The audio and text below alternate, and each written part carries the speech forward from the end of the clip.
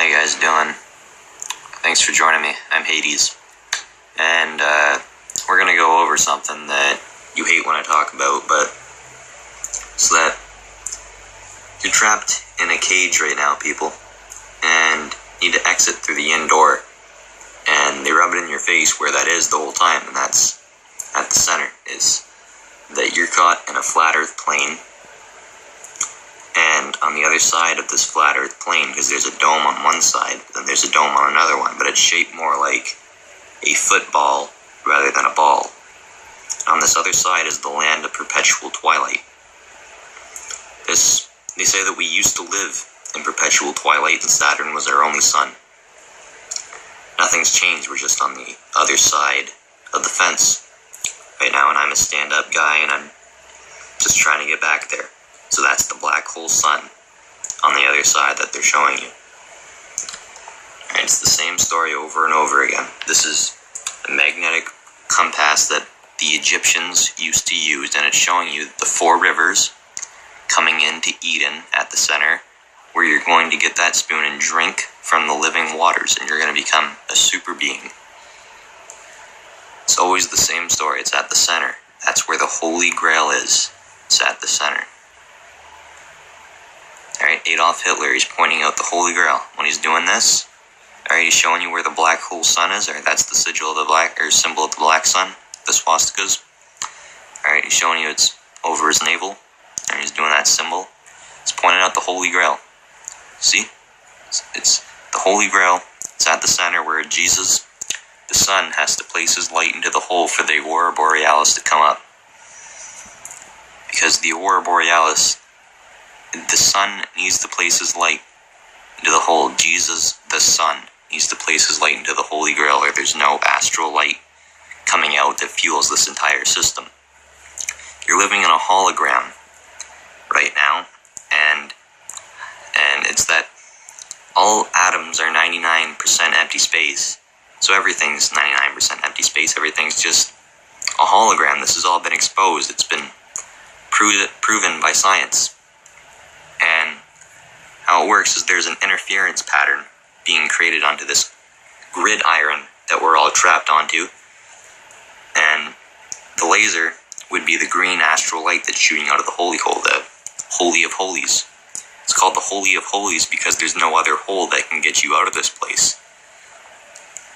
Alright, this, on the outer rim of this, the Vista interior thing, alright, it's telling you that if you visit the interior of the earth, and by rectifying what you find there, you will discover the hidden stone, which is the Philosopher's Stone.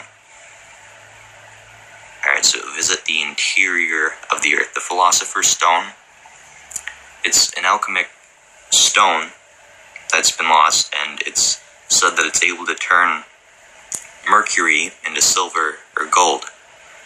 So, this is a symbol for the Philosopher's Stone of alchemy, and they're showing you that the way out, or the way out is, but it's upside down. Everything's flipped on you. Everything in your world is completely backwards.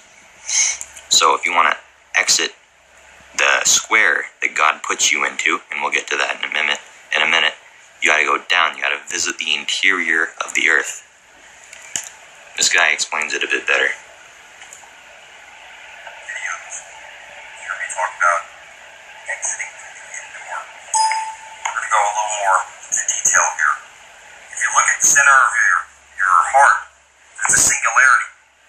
And at the center of a singularity, there would be like a wormhole where you could, if it was a star, like the one above your head, you might fly a ship into it and pop out somewhere else.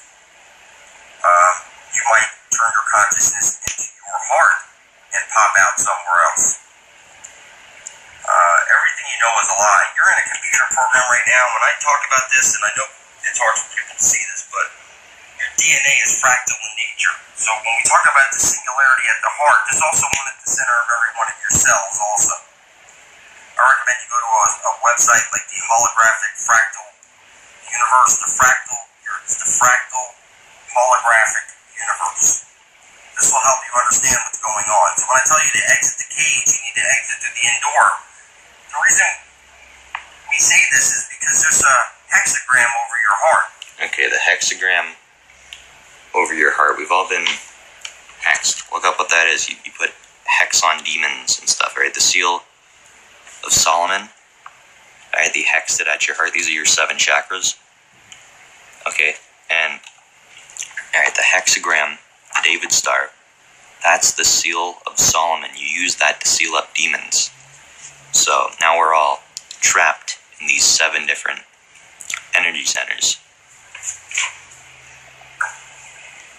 Your singularity has a hex spell over it. If you look at sacred geometry, like in my videos, I show you clearly that what God had to do to create the universe is he had to make a cage for you first by projecting a beam of consciousness forward, back, up, down, left, right. That's what he's talking about there is this. This is what God's consciousness would have had to have done. Not literally, this is front, back, left, right, up and down, in equal measure. Bear in mind that the void is infinite, and that distance has not been defined yet, so it does not matter how far these beams are projected from the point, it makes no difference. You must also understand that what I'm showing here graphically is not a reality. That is, structures being created are not material in any form. They are imaginary lines, they are pure consciousness. You may need to pause or replay this video several times before the implications become apparent to you. At this point, God is halfway to creating space. In order to complete this process, it must define some boundaries, because as I mentioned before, the void is infinite, and if no boundaries are defined, then relative movements of spirits remain impossible. To define some boundaries, all God needs to do is connect the end of every point to the end of every other point. The beauty of this, and indeed the entire process itself, is that God cannot make a mistake. It is simply impossible. Once all the ends are connected, what we have is an octahedron, which if viewed from the correct perspective, reveals a hexagram, also known as the Star of David. the Star of David. There you go. That's what you're put into right now. It's 3 spatial directions. Any place you into a cube. You've been cubed. You've been squared. When you graduate, you put over your head that cube. You hear in your Bible, there's 4 corners of the earth. You'll see the DNA art that they feature on Yahoo. Whenever it's crazy, but they show your DNA is squared. Okay, a circle inside of a square. It's always the circle inside of the square. You'll see it on when you're watching like Credit Karma commercials. You'll see. Alright, well there we go. So, we need to exit this square limitation that we've been put into. Anyways, I'm Hades. Thanks for joining me. All your souls are mine.